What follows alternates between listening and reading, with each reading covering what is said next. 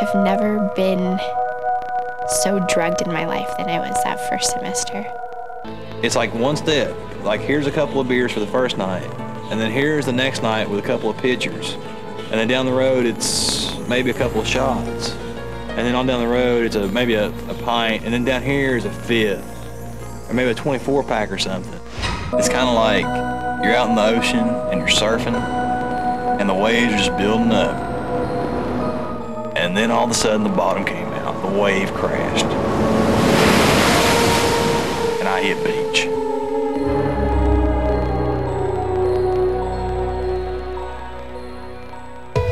I guess the reason I'm willing to tell my story is because when I arrived at college, I had no guidance. I was clueless.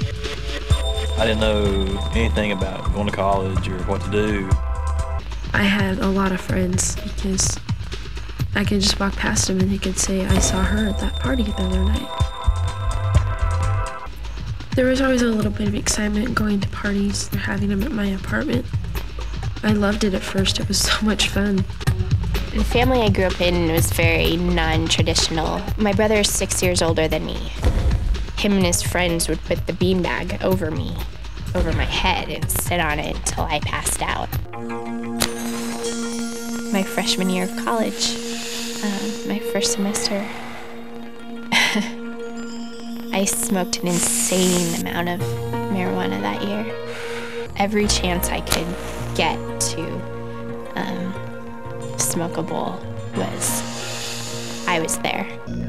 I remember waking up 2 different times in 2 completely different places. One time I was outside by myself, like in the bushes. And then I remember waking up another time and I was just in a couple of these guys' room, just laying in this bed and watching their snake and their ferret just squirming around and going, I don't know what to do.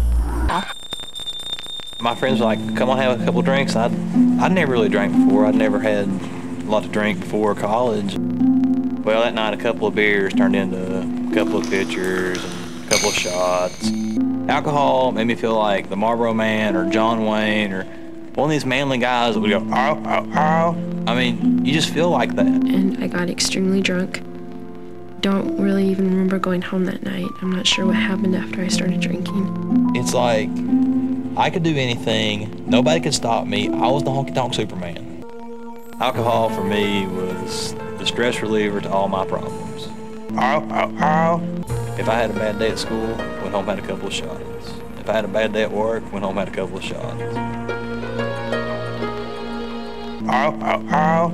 I mean, the favorite thing for me to do was go to class with a screwdriver. Ow, ow, ow.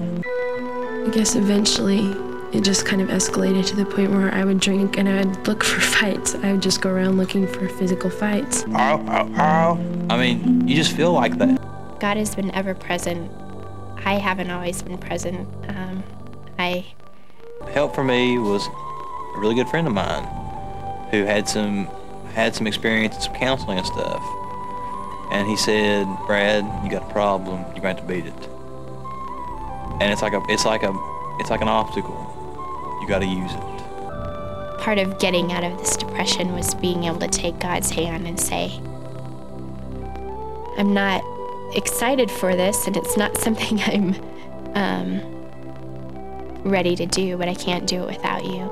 It's like I can put hope in a bottle, or I can put hope in this guy who died for me. It made me realize that it was God's will and His goal for us to be weak. Because if we're not weak, then we try to do it ourselves. And I've learned the hard way in a 5-year period that doing it yourself messes it up.